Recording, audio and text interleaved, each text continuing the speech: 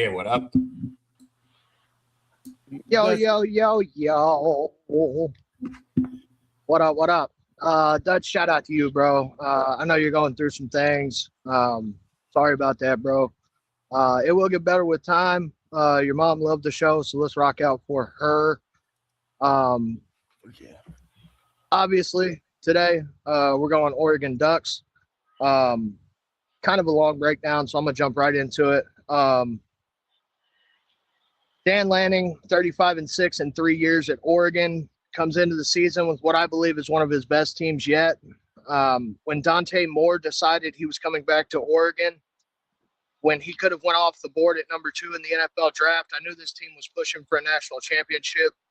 Dante Moore comes off a season where he took the reins from Dylan Gabriel and didn't disappoint. He threw for 3,665 yards with a 71% completion percentage and added 166 rush yards, totaling 30 passing touchdowns and 2 rushing touchdowns. If he can improve like he has every offseason, it's hard not to think that he will be the number 1 draft pick next year.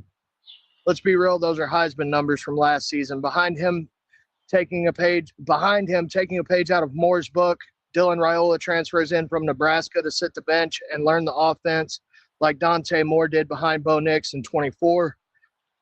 Running back room will be solid this season as Lanning is going back to the running back committee this season. Returning this year is Jordan Davison, who is a bruiser. Last season, Davison played 14 games, had 113 attempts, and totaled 667 yards at 5.9 yards per carry. Tallied 15 total touchdowns on the ground. He also added 12 receptions for 62 yards at 5.2 yards per catch. The other half of this dynamic duo is De'Aaron Hill. De'Aaron Hill played in all 15 games last season, rushed 75 times for 656 yards, and led the Big Ten with 8.75 yards per carry. That's almost a first down every time he touches the ball, including 8 20-plus yard carries, and 3 50-plus yard carries. He also tied the conference with 2 rushes over 60 yards, as well as returning 2 kicks for over 50 yards apiece. Pro Football Focus has him ranked 5th among all FBS running backs with a 90.8 overall grade. The wide receiver room might be one of the best in the country. I know Ohio State will have something to say about that, but this room is stacked. Coming off a season where injuries really depleted the unit, they look poised to make some noise this season. They lose Malik Benson and standout tight end Kenyon Sadiq. But Evan Stewart, the former Texas A&M Aggie, is healthy and back along with Jeremiah McClellan.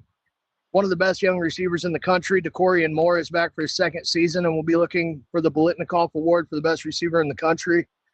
Last season, the Moore-to-Moore connection led to 34 receptions for 497 yards, 14.6 yards per catch.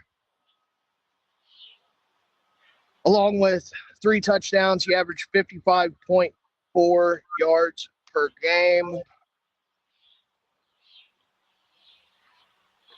I've seen some of this kid's high school footage, and I believe he takes the next step this season and shows out. At tight end, Jamari Johnson returns after averaging 15.94 yards per catch last season behind Sadiq. Behind Johnson, they bring in Marcus Dixon from Clemson. I think Johnson makes his money this season being one of the best tight ends in the country and being the next big tight end to the league from Oregon.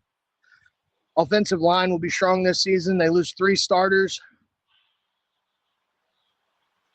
but return first-team All-American Lalulu at center and bring in help around the edges. This offensive line has 52 career starts and should be strong. Defensive line this year, they only lost 3 backups, but are vastly more experienced than the last couple of years, with all 4 starters coming back, including defensive end Yui Ugalele and 2 NFL caliber defensive tackles at Alexander and Washington. This defensive line is Phil Steele's number 2 rated D-line in the country. Defensive backs are rated number 2 as well. Just losing Daneman as the only departing piece, this defense will be solid. Oregon is one of the most talented teams in the country this year with an explosive offense and one of the best defenses in the country. They could be the 4th different big team to win the national championship in as many years. And if it happens, can't nobody say that they played an easy schedule. They have the 20th toughest schedule in the country. Week 1, they host Boise State. Week 2, they're at Oklahoma State. Week 3, they host Portland State. Week 4 at USC. Week 5 is a bye week. Week 6, they host UCLA. Week 7, they host Nebraska. Week 8, they're at Illinois. Week 9, host Northwestern. Week 10 at Ohio State. And then week 11 at Michigan. Pretty tough 2 weeks of the year. We've seen last week Indiana's got the same 2 back-to-back. Week 12 at Michigan State and week 13 hosting Washington.